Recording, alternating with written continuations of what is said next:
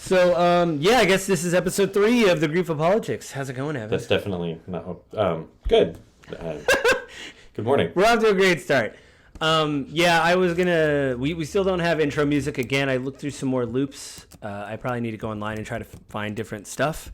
But what I found was not good. It was all very bleeps and bloops. I want more of a traditional news jazzy thing. Some of it was like real lo-fi jazz, like you're gonna fall asleep, and some of it was like an action movie, so there was nothing like in between. So I'm still looking for that. I guess this week, what did you want to talk about, Evan? You were the one that came up with the thing. What did you want to talk about?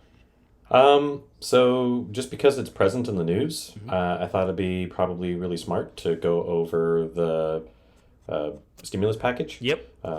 Since today is a couple days before when we're going to actually release this, the stimulus bill has just passed. And for better or for worse, there's a lot of stuff in it. Some of it good, some of it probably politics as usual, not so good. It does. Good. Reading what I did about it, it seemed like there was the standard politic thing of let's jam some stuff in here while we're here. Why don't we jam some stuff in here? Yeah. Which is why, like I said, I thought it'd be really good to talk about that right now. So what do you just want to go in order of what you sent? Do you want to talk about the first? Generally, what do you feel about? How do you feel about the stimulus and things like that? So, first off, talking about the stimulus bill, I think it was necessary. I know a lot of people say at this point it's not necessary. We're almost out of it. But I mean, I feel like we dragged our feet way longer than we should have beforehand. I think there's a lot of people who desperately needed this earlier, and so there's a lot of people in Americans. Yes, I knew what you meant. We're going for the multiple personality. Everyone's got multiple emotions thing going on. Two things in the movie at the moment. Yeah. I think there's a lot of people in America that have been desperately waiting for this relief. I'm just frustrated that, yet again, our politicians have crammed in a whole bunch of other stuff, slapping it on the back of this bill that we need to help Americans, and instead we're helping out pet projects and doing other stuff. So we're basically, as Republicans have said for a long time, we're laying this burden, this debt on our grandchildren to pay. That's one thing. Even being liberal, I agree that debt is bad, and adding to the debt is bad. I agree with that. Well, frivolously, right? Like there is a place and a purpose and a need. I think our first stimulus package that we passed after COVID was necessary. I think the second stimulus package that we passed was necessary, ridiculously delayed, and definitely not targeted as well as it should have been. Yeah, you and I agree with that. Yeah. And I think the current stimulus bill is probably closer to what we need for Americans, but it's now bloated with a whole bunch of other stuff that we don't need. Right. Well, you and I talked about this last night. We were actually going to start the podcast last night unofficially because we just kept talking, and then we were like, we should probably talk about this tomorrow on the podcast. But actually, it was good timing when you left because Lisa and I were like 5 minutes away from having to leave and go see some friends. Oh, that's fine because Carla called a couple times. Anyway. Well, my point last night was, and you agreed, which was, if not now to run up the debt, when? You know what I mean? Like people dip into savings all the time, and like you brought up, the government doesn't work like that. But like when if you can't help your citizens now during a pandemic, when are you going to do it? There is this thing on the left of the fact that no Republican voted for this bill, right? The way I understand it. Not one. So then. Again, I understand that the debt is bad and we cannot add to the debt, but I'll get into it later, but I actually did some math. You can check the math because I'm terrible at math and I have an English degree. But I used a calculator, so hopefully I'm correct. That helps. It does help. Especially when I'm terrible at math. But if not now, when? And then without starting another episode of the podcast and talk about the management of the pandemic, like that's a whole nother thing that we get into. But if we're just focusing on the stimulus, I think 1,400 was needed now. And you're right, it was delayed. And even as a liberal hippie, as I've been calling myself, there's a problem with just, adding to the debt, but, frivolously, like you said. So I think it was needed. Like, I think you and I are in agreement with that it was needed. Normal Americans did need something. So, yeah.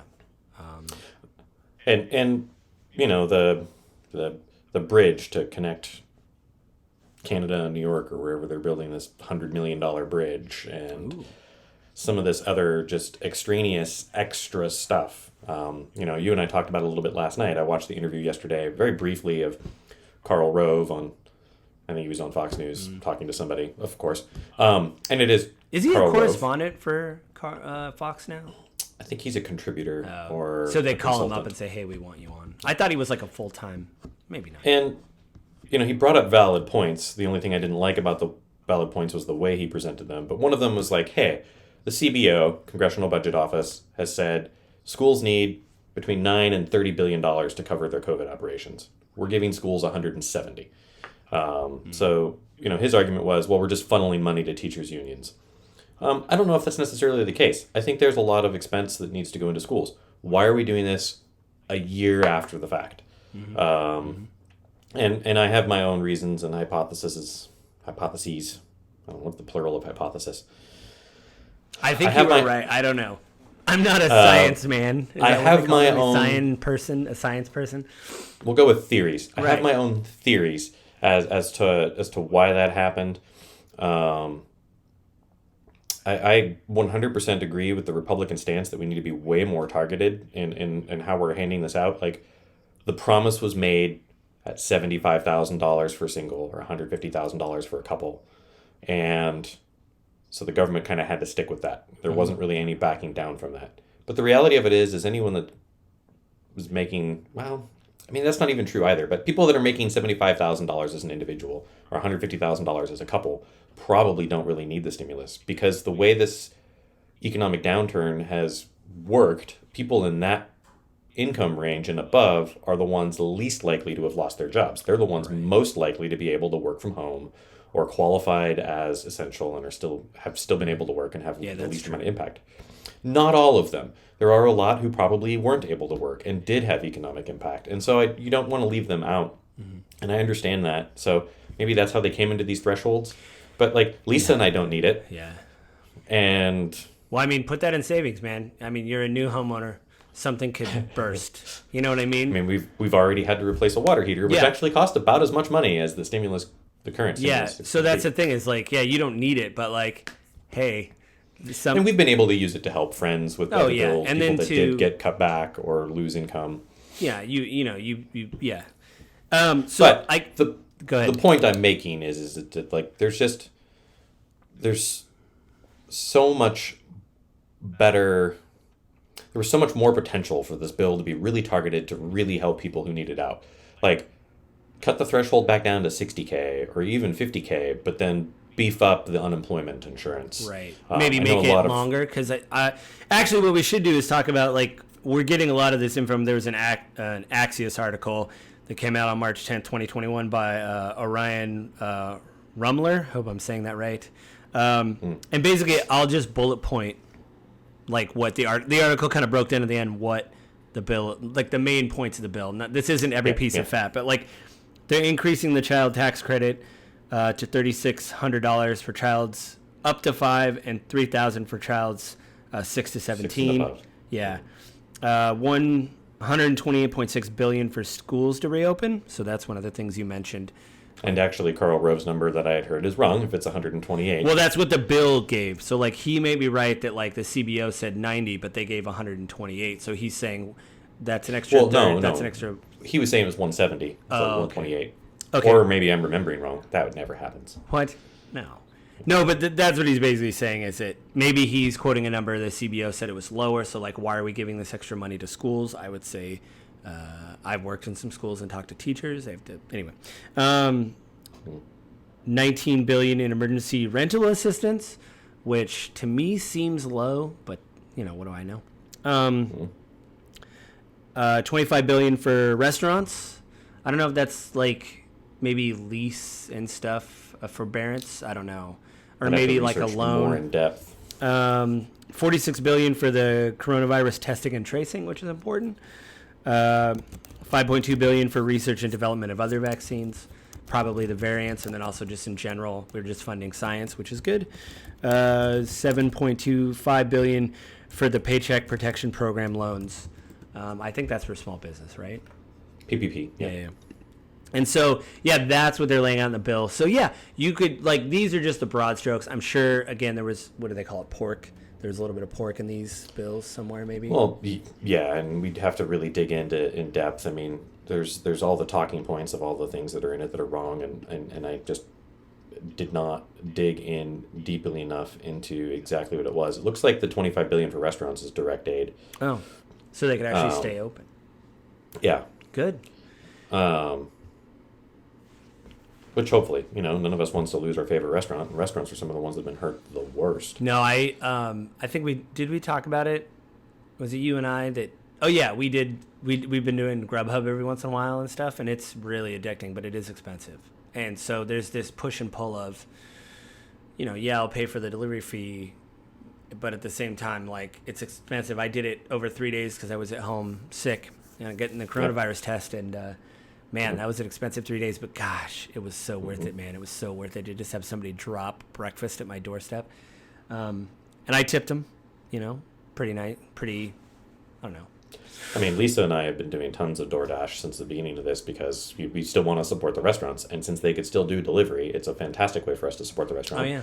And anyone who's doing DoorDash because they lost their job or had lost hours or anything are going to see a huge economic boom because of the tips. So we've been generous tippers. I am too. We've been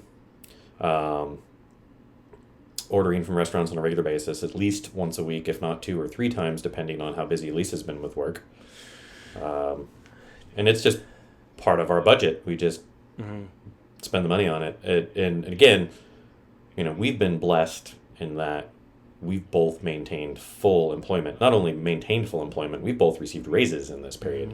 Wow. So, well, I mean, the jobs you have are essential and it's important. But, again, we could quibble with parts of this, but we generally agree, both of us agree that this was necessary, even though it maybe took too long to get us here. Again, we could do another podcast on how the pandemic was handled and how this stuff could have been set up earlier to, through an administration that cared more about the pandemic. I just, from, so I'm going to back up a little bit before I go down that. 100%. I think you and I are both in agreement that this was necessary. It was a good thing. I am frustrated that there is a lot of extraneous and unnecessary money in it. I think if we're going to spend $1.9 billion to support the American people, we should spend that money on the American people. Yeah.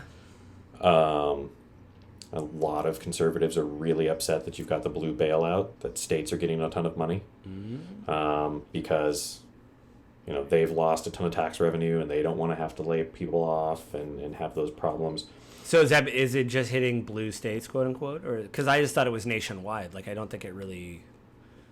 Well, the money's for all states. Right. I haven't dug into it a whole lot, but my suspicion is it's being labeled as a blue bailout, but I would suspect that many states are taking money. I mean, you and I have talked historically about Texas. Always says that they can be independent, and yet Texas takes a ton of money in from the federal government in support and aid for their people. Right. And also, we could see what that did. That's a whole nother podcast about the... Also, don't disagree with you on that. I guess we're just writing ideas down for the next 20 podcasts, so we'll be doing this for a while. The real frustration, I think, for me in this particular passage of the stimulus bill, it was 6 months ago when we were going through all of the conversation. The worst part. Basically the worst part of the virus, yeah. We're in the worst part of the virus. We were, just waiting and waiting and waiting for something. I mean, your wife lost her unemployment. That'll come up. Unemployment I stuff. got notes. That's going to come up later. That's where the calculator came into effect. And just the frustration of it for me was that became just a giant political game. And now that we have a new administration in and a new Congress and Senate in, it's maintained. It's just a giant political game. Yeah. The Republicans had a pretty good bill. They had an agreement with the Democrats. It was 1.9 trillion or 2.1 trillion. I think it was 1.9 that they backed down, and they had an agreement, and then they backed back out, and then they kept working on it. And then after it backed out, the Republicans had come back and they're like, now we want a 900 billion stimulus, so they'd cut it down. But there had been a verbal agreement, like in the high level people, that we were going to do a 1.9 billion dollar or trillion dollar package. And there was just so much back and forth. And at the end of the day, I get really, really frustrated with the political game when Americans need help and we don't do jack squat. Well, like we said yesterday, if not, and I said at the beginning, is if not now, when? Yep. This is the time of the most need, where you need, even if it was a smaller bill, you could say, listen, we're passing this now, but in a month we're going to come back, or like 2 months we're going to come back and we're going to come up with another. Like, these things need to be set forward. There was, and I will bring up, there was multiple instances where Republicans were like, let's just pass the unemployment, or let's just pass the checks, let's just do part of it now, when Nancy Pelosi and Chuck Schumer came out and said, we aren't doing a partial bill. Right. Vehemently and sternly, because they wanted the talking point that they had won, and they had taken care of the American people. And well, it just shows that there's no plan on either, there's no long-term plan on either side, because at this point, if the Republicans, I don't think it has anything to do with long-term plan. I think it all has to do with political clout and presentation. The win. Yep. Yeah, no, I think that, especially right before an election, right? They're all trying to prove like, we're fighting for you. No, you're not. You don't give a crap about me. Yeah, no. You'd rather sit there and quarrel over who got minutia. to win. Yeah, who got the headlines. Yeah. Let's just pass a whole bunch of little bills. Let's pass checks. Let's pass extending unemployment insurance. Like, let's go for all the things that we agree on. And there was multiple times the Republican Party came out and said, hey, we all agree on this. Let's pass this. Right. And then we'll come back to the table for the rest. And I think that's a big reason why the Democratic Party didn't have their big blue wave that they were predicting was going to happen. Right. Well, yeah. Well, again, I mean, we talked about it on the first episode, but really, this whole election was like, as long as the person is not Trump, that was like And anyway, let's stick with the stimulus. But so now we've got the new stimulus bill, and I think this is just another instance where now you're running in the other way of it, and the Democrats just passed it by resolution, budgetary resolution, because they couldn't get any Republicans to agree with them on it. And I think a lot of Republicans probably would have voted for it, or at least several would have voted for it, if they really felt like they had even been listened to. But any negotiating, in my opinion, at least in my viewpoint, from everything that I saw and everything I watched, any negotiating between Democrats and Republicans on this particular passage was all for show. I don't think there was really any good faith effort to go and talk to anyone and make it. They had already made up their mind before the election was even over that they were going to slam this through regardless of anything else. And the only reason that the $15 minimum wage didn't make it in this was because 2 Democrats weren't going to vote for it, and they couldn't pass it with the resolution that way. Which is crazy. I guess that brings us to the next point, which I'm just going to read. Not the whole article, but like you and I talked last night, apparently it was paywalled when you sent it to me. So I can only read part of the article. So I'm just going to read The Economist article. It's called Joe Biden's Stimulus is a High-Stakes Gamble for America and the World. It came out on March 13th, 2021, and it says it was written by leaders. So I don't know if that's like their editorial board or what that is. I have no idea what that is. An outside magazine or something that they're sourcing. Right. But I'm just going to read this paragraph, and that's when I'm going to break the calculator out. So bear with me. They're talking about growth, and it says the probable result is a bounce back that was unthinkable in the spring of 2020. In January, America's retail sales were already 7.4% higher than a year earlier, as most Americans received $600 checks, and they're spelling checks with UES, so this is maybe like a European whatever, checks from the government, part of the previous round of stimulus. Stuck at home and unable to spend as much as they normally would in restaurants, bars, and cinemas, consumers have accumulated $1.6 trillion in excess savings during the past year. So I'm going to stop right there and say I completely disagree with that sentence. I'll bring out the calculator later. Do you have anything to add before I finish my last two sentences here in the paragraph? Or what part of the sentence? The fact that consumers have accumulated $1.6 trillion in excess savings during the past year? Do you think people were accumulating money during the pandemic, during the past year? I think there's a lot of people like Lisa and I that saved a bunch of money. Because again, we definitely didn't spend money. Well, just to be clear, we did otherwise, though. We did talk about the DoorDash stuff. Like, we injected money in the economy, right, but we definitely accumulated savings.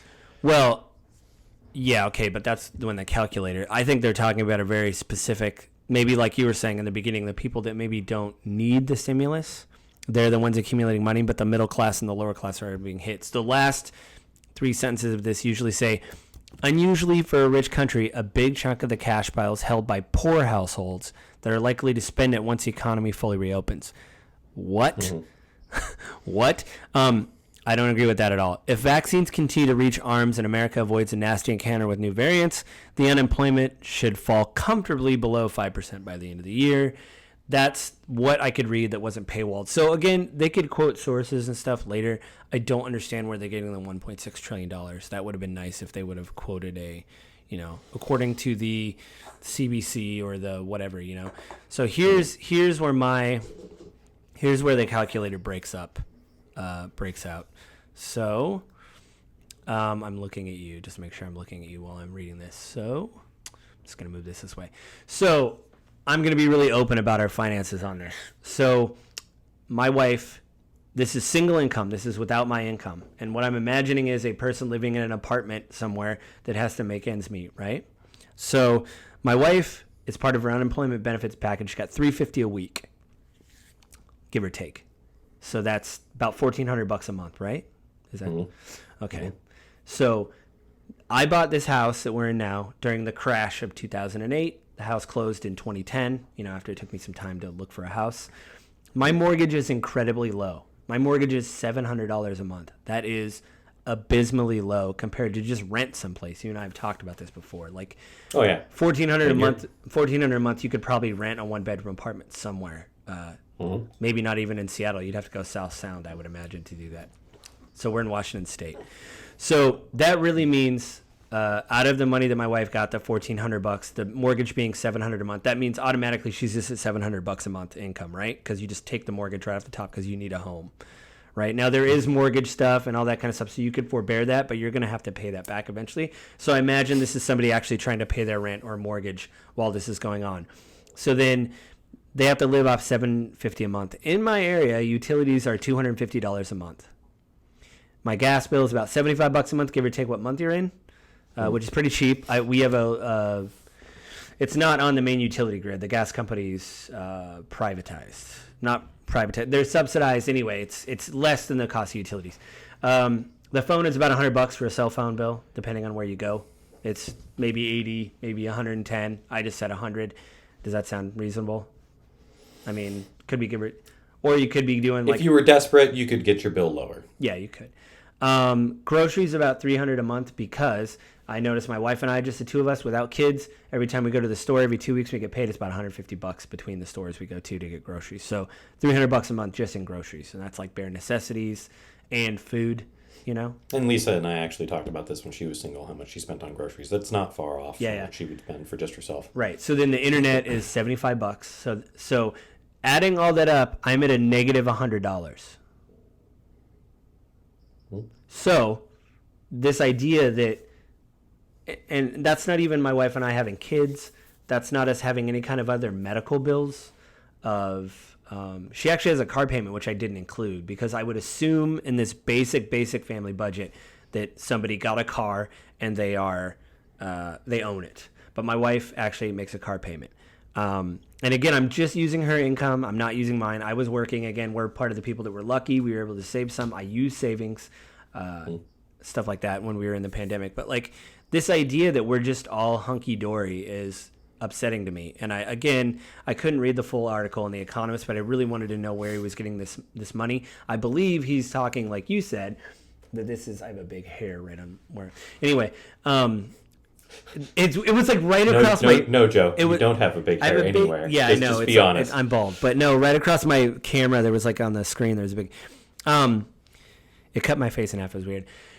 No, but my idea that, like, I think what he's talking about is people like you and Lisa that have essential jobs. You got to raise what you're doing is needed, and you're able to do that. My wife was in the travel industry, so that was obviously the thing that was hit the hardest, during all this. And so I can imagine someone that's single that's trying to make all these ends meet and how difficult it is. So, hopefully later in the article they talked about, how they were able to come to these figures and everything. But I think they were really focusing on not even the middle class, like the upper middle class, as opposed to people that are really struggling. Like, again, you brought up in the beginning, that's where this money needs to go, because just doing the math, and you agree with me, my math is pretty sound with the amounts and all that kind of stuff. I mean, that's a super basic rudimentary math, Joe. If you got that off, I'd be really concerned.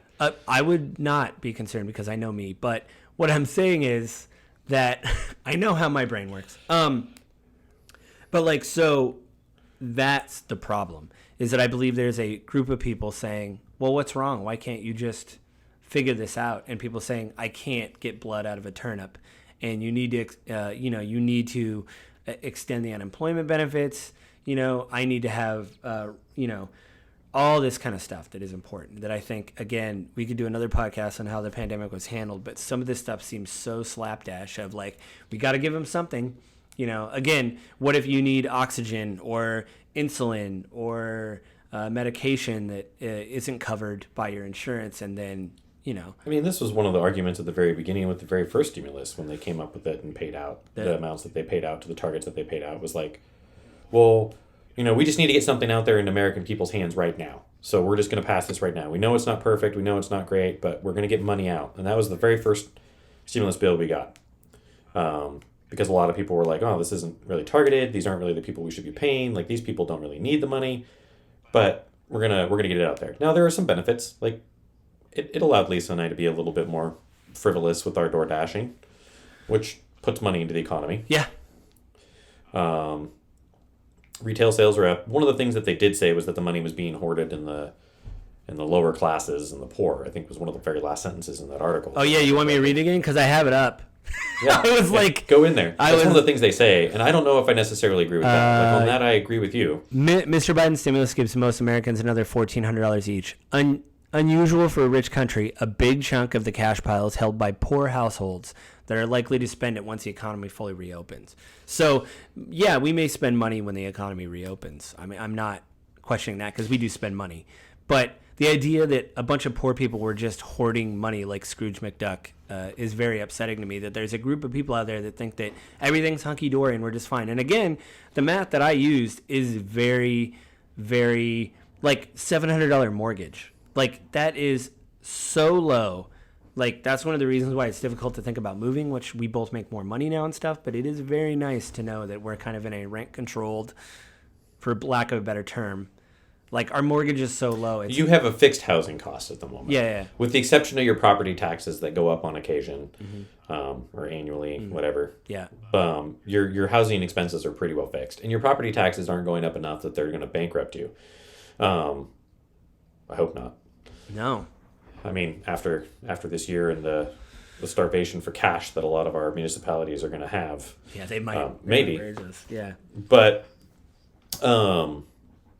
no, I'm in agreement with you on that. I think it's really weird and kind of preposterous to think that, what's the word I'm looking for? Someone could make it by in that kind of a situation. Yeah. And that's why I say, like, I was really frustrated that the second stimulus package took so long to come out, because it left so many people without that extra buffer in their unemployment insurance. I mean, and that's where the money should be spent. I don't even think that the direct payments, the stimulus checks, I don't even know why that's where it went to. Like, if you want to be the most targeted possible for the people that are hurt and impacted the most, like, that money should be in the unemployment insurance. And honestly, like, the extra payments that they were giving there was really super helpful. I don't think that they should have gone with the extra $600 a month. I think it should have been up to an extra $600 a month. Basically meaning I don't think anyone should have made more on unemployment insurance than they made in their job. I mean, I do push back a little bit on the no cash payments because the way I look at it is because, again, we talked about this last night over the phone. I didn't say no cash payments. I said I would be happier if they had just done that. Having the stimulus checks is good too, because there's other people in the economy that still needed the buffer. People that had a reduction in wages but didn't lose their job, or emergency expenses that came up and they couldn't get access to it. I think there's still benefit to the direct payments. The point is, if you were going to control and limit the stimulus bill to be super tight, the most impacted and the most needy places to get that money is the unemployment insurance program, and that's where it should be. And who are the people that need that? People in restaurants, the hospitality workers in hotels, the travel people, and these people aren't making massive sums of money. I mean, the vast majority of people that lost their jobs, the whole concept of the K-shaped recovery, were people that are $20 an hour and less. Mm-hmm. Well, the one thing I'd like to say too is restaurants definitely need that money because the little times I went in to get, well, I mean, not the few times, I have done it quite a bit, but the idea that you get, you go in to pick something up because now it's all to go and stuff like that. They have limited capacity or limited staff. You have the cooks and maybe one person there handing out orders to people, it's bagged up. So that wait staff, what are they doing? They're at home, or maybe the one business I went to that the local Italian restaurant that my wife and I go to is like a treat. The few times we went there during the pandemic, I mean, we're still going there, but we noticed that they rotated some of the wait staff. We'd see some of the wait staff one time and then other people there another time. So they were actually trying to give people hours of we'll be here and hand out orders. And then tomorrow night it'll be this person. And then the next night it'll be this person. But then when you were looking at, I'm already working a gig economy and I'm only working 20 hours a week and now it's down to 7, it's that kind of stuff is troubling. Well, and that was the purpose of the PPP loan when it first came out, the first original draft. I thought it was for Jay-Z. Oh, no, that's it. I heard a bunch of people got money that probably shouldn't have. A lot of people got money that probably shouldn't have. But it was rushed out without controls because it needed to be out there right away. And I don't even disagree with that sentiment. We needed to get something out quickly. Mm-hmm. But the purpose of the PPP loan was paycheck protection program. So it was meant to go to small businesses so that they could continue to afford to pay paychecks for people. And it was meant to be used for payroll and rent for businesses and stuff to protect them in that. There was a pretty narrow there was scope a of what you could use the money on. There was, I know in Washington State that was one of the first things that upset people was Inslee said, hey, we're going to do a mortgage freeze, a forbearance basically on your mortgage, or whatever, to make sure you can't be evicted. And the state attorney was out there we're going to crack down on this. And it was a couple weeks after that announcement or a month after, he said, we've heard reports of people being booted. And if you know of any information, call our hotline because we will go after these people. They're not allowed to kick you out of here, which I thought was great. But a lot of people brought up online, what about renters? There's nothing in here for renters, and so there was an eviction ban. Right. So no one could be evicted. Right. Protection for your renters. And there was a mortgage forbearance program that actually was federal. That was part of the original. Well, didn't the renters thing come later though? Because the renters thing was done federally, but Washington did it in a different way. So basically, we took whatever the feds had done in the renters protection and bumped it up. Now the problem there is, of course, screw the landlords. Right. Because they're still on the hook for the mortgage and to pay the bills. Yeah, the money should have went to them. Hey, instead of just doing forbearance, we're just going to give this PPE to these mortgage. You know what I mean? Which is where the $19 billion rental assistance program I think is starting to come in, and of course it doesn't hurt the one, major. I got it right here. Yeah, the one thing. It doesn't hurt major apartment complexes and stuff because the reality of it is people not paying the rent is a pretty small percentage. I don't remember what it is, but someone gave a statistic on it from a investment group I'm a part of.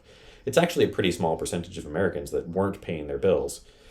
The frustration, at least for me and for a lot of landlords in Washington, was that law for the eviction ban was so absurdly heavy-handed.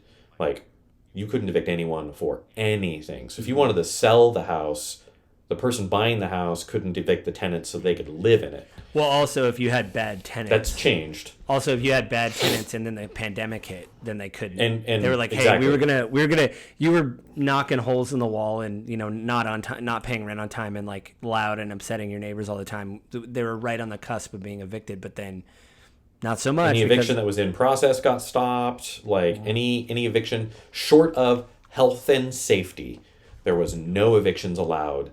Period.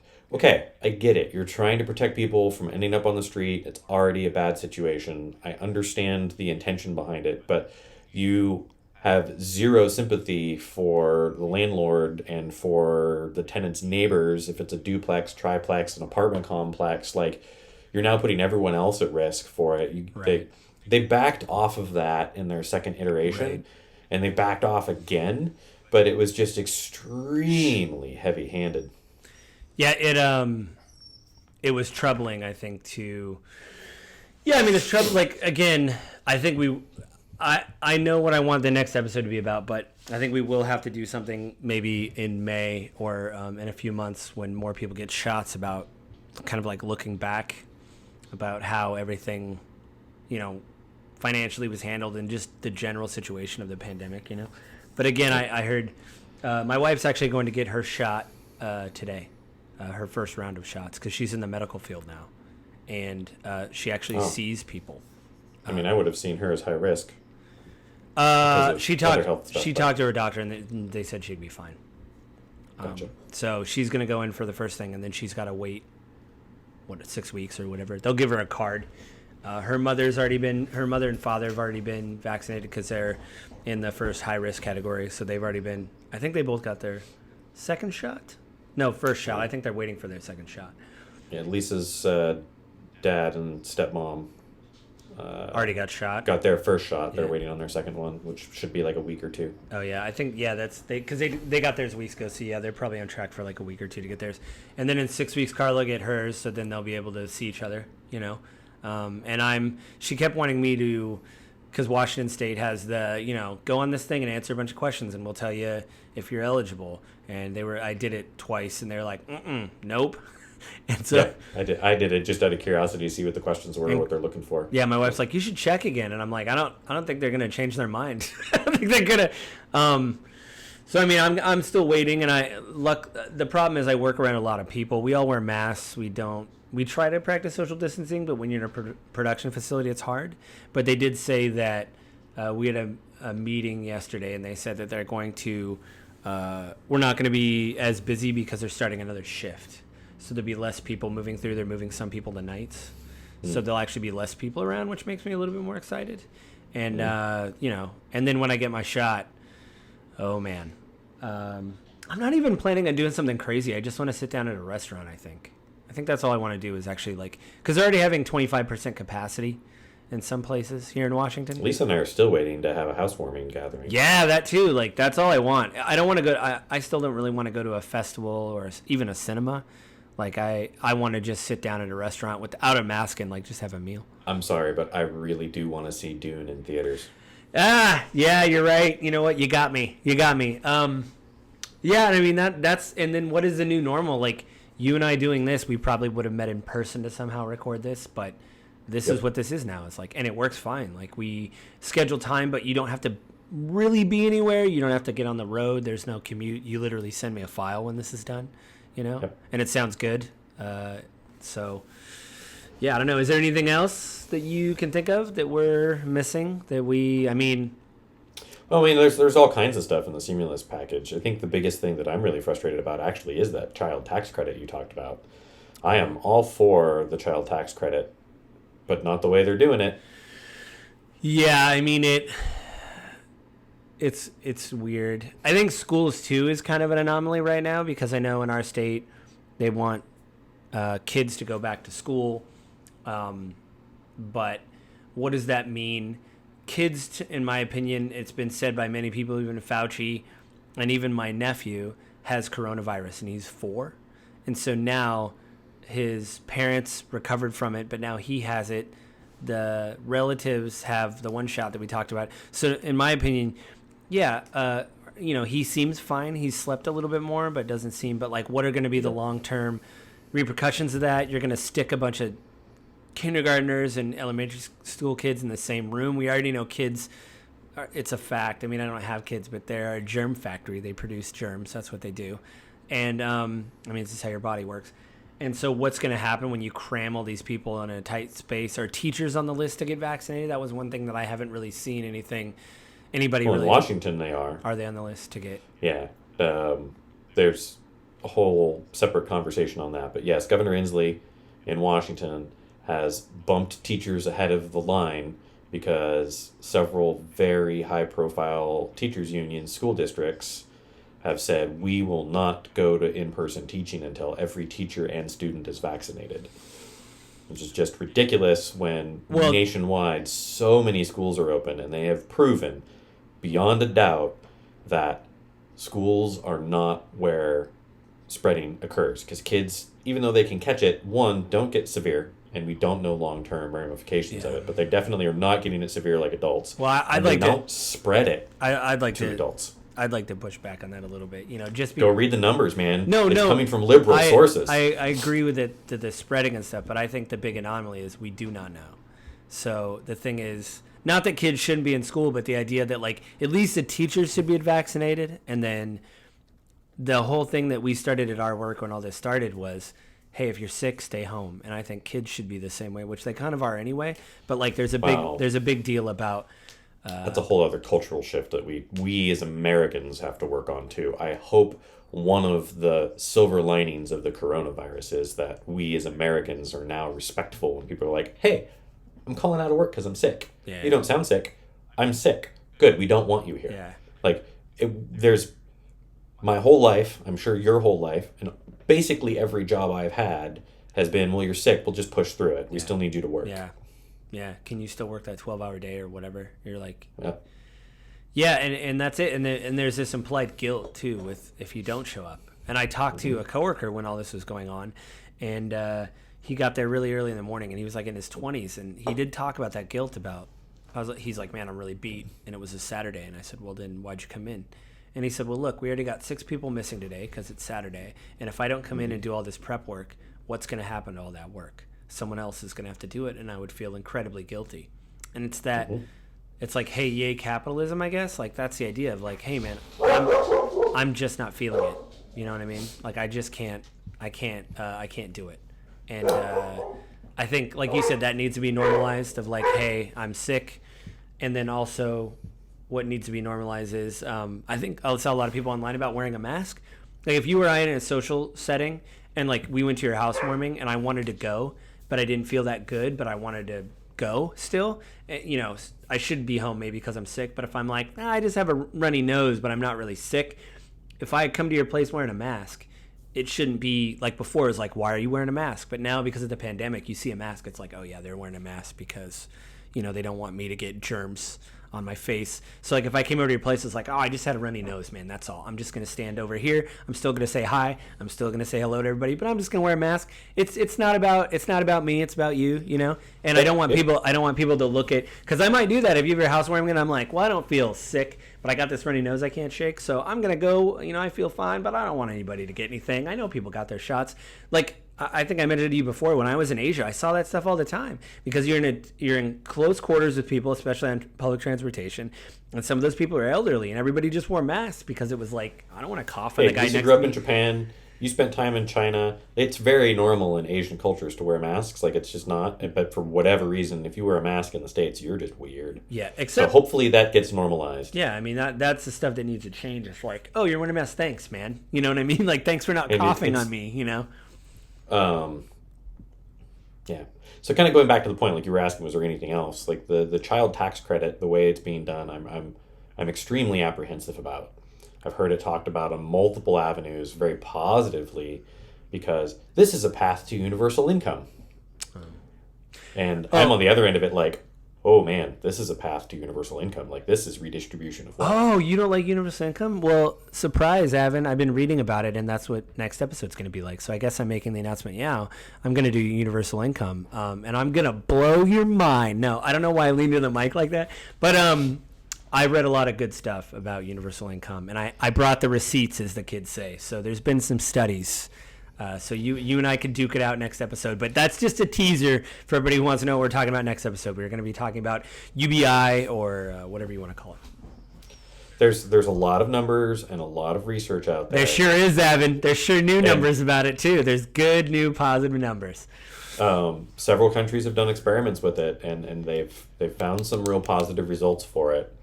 I don't trust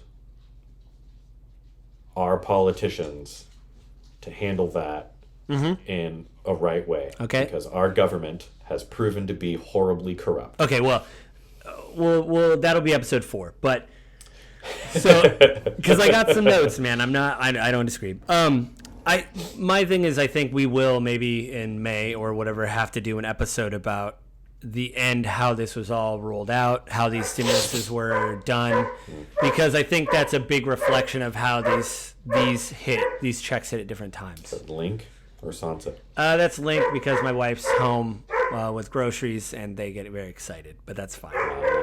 So I think we'll have to do that in May. So that'll be that, and then I think I'm trying to think of what else. Yeah, I mean, I don't know. I'm happy people are getting the money now. I wish it was sooner.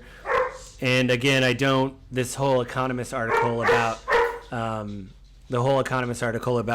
poor people hoarding money just really kind of set me off and put me in the wrong way and put me in the... Yeah, I really do regret it was on a paywall. I sent that to you before I had even read it. I was just like, oh, I want to read through this. And so I sent it to you.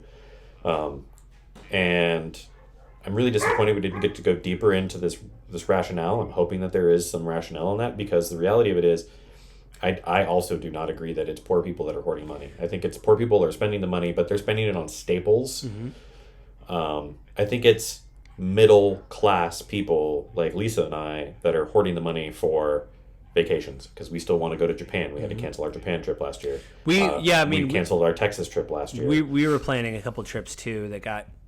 I guess it will be interesting to see how that industry comes back, because I think at first, since people aren't vaccinated or they start to get vaccinated, I think the price will be very cheap, but I think it will ramp up very quickly because they're going to try to recoup some of their losses, obviously, over the past year, so... and they're already starting to see it. Yeah. I mean, we're starting to see increases in traffic. They're now talking on the radio. They're like, oh, traffic is back. Yeah. Yay. I mean, you're on the road a lot. You probably know. Yeah, I've noticed it's kind of as it has been. I will say, though, as a quick aside, I believe it was... Hang on, let me try to find the... I'm going to type, but I have a new keyboard that's quieter, so let me see if I can find this. Clack, clack, clack, clack, clack. No, yeah, like I said, I have a very quiet keyboard again, so... but there was a massive a game company out there that decided that they were making a permanent move to work from home. Oh, several major companies have done that. Yeah, but the idea was it was a Square Enix. So Square Enix, I'll just read this really quickly. So it says, like many companies, Square Enix, this was on Massively Overpowered. I read a lot of gaming stuff. This was written by Elliot Liberev on November 25th. So this was the end of last year. It will... like many companies, Square Enix had to embrace work from home options earlier this year to deal with the lockdowns. It appears these programs were considered a resounding success, as the company has announced that it will be launching a flexible work from home plan for all employees moving forward as of December, allowing the company's staff to use home-based work from home formats. It's noted in the announcement that over 80% of its employees favored work from home, which they've adjusted to, which means that the individual game... basically, they also said that this is... The new article I read said this is a permanent thing now. So they're allowing... They said, although we will have some offices open, people can come in and out for, like, whatever reason, we're embracing work from home. So people can do that. So that might be a shift now, too, of people just deciding, hey, I work from home, I'm more productive. Some people, they're not. Some people are, it's person by person. Some people are very happy and they love the fact that the work from home works for them, and other people, they can't do it. There's a hard time separating work from Well, and play. what's the long-term ramification of all of this too? Like, where do we go economically? So we're talking about stimulus here, kind of keeping along the same veins. So Seattle is like a massive portion of the Seattle economy comes from the workers that come into the city to work at Amazon and Facebook and the Google offices and SpaceX office and just all of the other large businesses that are in there that, like, I'm not thinking of Zillow, like Lyft has an office in Seattle. Right. All of these major businesses that bring in hundreds, and in like Amazon's case, some of the others, thousands of people on a daily basis. Like, what are we going to do to back up those businesses that lose that? Because those businesses are just going to put large amounts of their staff to work from home because people won't want to come back into the office. Driving to Seattle is miserable when it is full capacity. Traffic is abysmal. I can't even think of a word deep enough to describe how terrible traffic is in Seattle. That works. Abysmal is fine. It's a good word. It's miserable to come in. Like, what do we do to back that up? And I mean, this is where I definitely do kind of agree with some of the conservative states and some of the ways that they push. Like, we need to get the economy open. We need to get people back out there. These things are not going to come back. A lot of the businesses, and this isn't true just for Seattle, but for a lot of cities and states, it's not a bad thing that businesses are adapting to work from home. In fact, I think there's a lot of benefit societally to people working from home. But by dragging this out as long as we did, like, a lot of these businesses that have died will never recover. Yeah. Well, again, I think in May we'll have to do a big, like, hey, how is this handled? And how do we protect these people, And that we're going to see some really interesting municipal decisions in different cities and how they're going to handle supporting vacant buildings. Yeah. Well, they could be like, so, Epic Games, they're the people that have the Epic engine, the Unreal Engine. They also are publishing Fortnite, so they're literally rolling in cash. They have their own digital storefront. They just announced, I think in California somewhere, they just bought an old mall. They're going to use it as office space. So they just bought a mall. They're like, yep, that's... There's a lot of jokes in the podcast I heard of, like, hey, can I have my office in Hot Topic? like a lot of, like, where do I get my office space? Do I get, like, Zoomies or something? Or, like, Saboros? Like, I actually do think that's a pretty cool concept. But, like, commercial real estate in major cities is really going to change. Yeah. I'm on a contract for a 4,000 employee company that has a multi-building campus that I'm working at. And, I mean, they may cut back down to one building. Right now they've got 1, 2, 3 buildings right where we're at. And they may give up those 3 extra buildings and consolidate back into the main one. For the main people that want to still come in, because some people do need that in their lives. They need a separation between work and home. They cannot sit in front of it's person by person. The face-to-face interaction, despite the fact that we're getting used to Zoom, you and I here on FaceTime, the face-to-face interaction with the person it's invaluable. Yeah. No, I think that's what a lot of people have said during, we're missing this idea of just being able to be like, hey, what's up? Like, luckily I work in a facility with other people. The side conversations that go on when you leave a meeting, like, hey, I wanted to talk to you about this thing. And, like, you see a person and you remember it, the extra creativity and concepts that we get from a work standpoint, let alone a social standpoint, that we lose. Like, you've got a coworker that you used to talk with all the time, and now you no longer get to check in and be like, hey, how are the kids? Like, I haven't heard in forever. Yeah. Well, they've talked about a lot of that, too, in gaming. Of like, yeah, okay, so people can work from home, but like, how do you schedule time to be creative? Like you just said, you leave a meeting at a creative place and be like, oh man, what if we did X, Y, and Z? You just see someone in the hallway. Hey, what if we did X, Y, and Z? Oh, that's a great idea. You lose that now because everything's on Zoom, right? You don't, it's hard to schedule time. Hey, can I get like 10 minutes of your time? Can we Zoom something about whatever? And then, or Teams or whatever. And then it doesn't happen, or, just me, as a gaming aside, just playing D&D on Zoom is different now, and I'm just starting to get used to that. It's a different feeling of, how story beats hit different and people's reaction. And when you see people this big on your screen, to be like, are they having a bad time? Is everything okay? Which you could ask them, but then that kind of slows the game down. Like all this stuff is stuff that needs to be adjusted. And yeah, like you said, what is it going to be later? Years from now, when we're kind of able to look at everything and say, wow, that was how did we do things that? Why did we do things that way? Or like, wow, I really miss this part of society, basically, or whatever.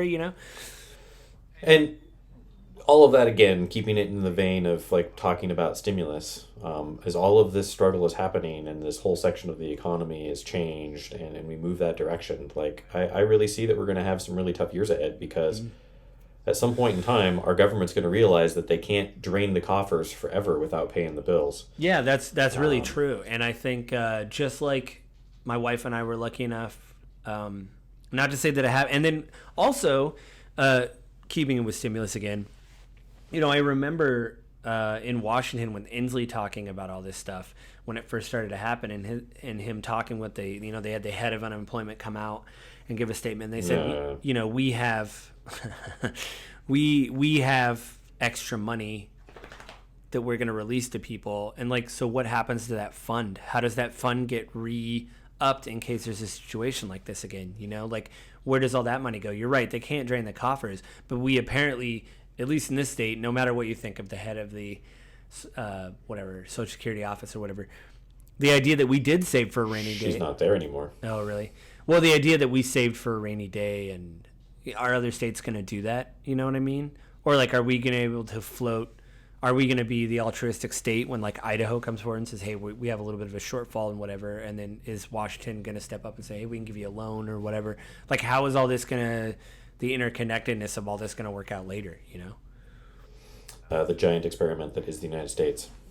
It's still going on. And of course the whole concept of sovereign states within a federated union. Oh, okay. I thought you were going to... That's episode 6, Avin. Come on. We got to... yeah, I think that's about it, though. I think we're... Like I said, is there any closing final thoughts? Because I think we're... I mean, I kind of covered everything I did. I really wanted to point out the fact that, again, to stick with the theme of the podcast, there is grief in the fact that, like, people tell you, oh, no, you have absorbed an amount of wealth that you're sitting on, and to be incredibly poor and say, where is it? I don't see it anywhere in my bank account, like this. There's a disconnectedness to the reality of what life is at the bottom end of the economy, and I don't think a lot of people see it. I bet you money, if you talk to those people, they'd be like, oh yeah, people are suffering, but like people are definitely saving money too. The people, like, what are you qualifying as poor? Like, are you so rich that people that make $100,000 a year are poor? Yeah. Because they're accumulating wealth. Yeah. Well, also, like you said with the other topic that we'll probably save for some other time that we talked about last night, $100,000 in one city is much different than $100,000 in another city. Like in San Francisco versus Tulsa. Yeah, San Francisco. It's like you're not like, is that even what do they call that? Like good faith money for a down payment? Like you're not even getting that for, like what? Well, I mean, was it last year or maybe it was in 2019 before the pandemic? Like the numbers came out in the city of Seattle. A $77,000 a year income is the poverty line for a family of 4. Right, but in Tulsa, $77,000 is probably doing pretty good. I don't know, I've never looked up Tulsa, but I just grabbed that off the top of my head. No, yeah, but I'm saying in different parts of the country, that's much different. Like, so, yeah. So Buckley. We'll use Buckley. How far does 77K go in Buckley it's versus pretty nice Seattle? out there. I did some work out there, and driving out there, I mean, it's beautiful. Yeah. Buckley's getting all of the Seattle's too expensive. People are moving further out. Money now. Yeah, you can still see the mountain out there. That was nice. So, anything else before we leave? No, I think that's pretty good. Yeah, and again, Avin, do you want to plug anything before we go, or give anybody your email, or? Because I'm ruthless and I will plug my own stuff. So you might as well plug your own stuff if you want to. Other than this, of course, I run my side business apart from my full-time job, which is Your Agent Guide. Check it out at youragentguide.com if you'd like. Some educational videos on they're good. how to hire real estate agents. Yeah. And if you guys are anyone listening to this is looking to find a real estate agent, let me know. I'd love to help you do that for free. Yeah, that's always a good price. Free is always good. You can, if you want to write to us, go to my email address that I'm using for my other podcast, my Gaming with Greed podcast. I cover games. specifically grief that is in games. So like games about death and dying and grief. That's what I cover on the podcast. I do talk about therapy and stuff, and I'm pretty open. But we have I have an email address for that. It's gwgpodfellows@gmail.com. Go there. You can write to Avin and I. Since I'm paying for that there, I might as well use it for here. So go to gwgpodfellows because Avin and I are podfellows. Go there and just drop us a line and let us know what you think of the show. You can actually find this on iTunes. We corrected the graphics, and now this is the Grief of Politics. It's a red background with a compass. Avin and I's names on there. Avin Carroll, Joseph Carlson. Go there, like, subscribe, share, all that kind of stuff. Did I forget anything, Avin? No, that's pretty good. Yeah. And so, again, we'll try to find some music, but this has been episode 3 of Grief of Politics, and we'll talk to you guys next month.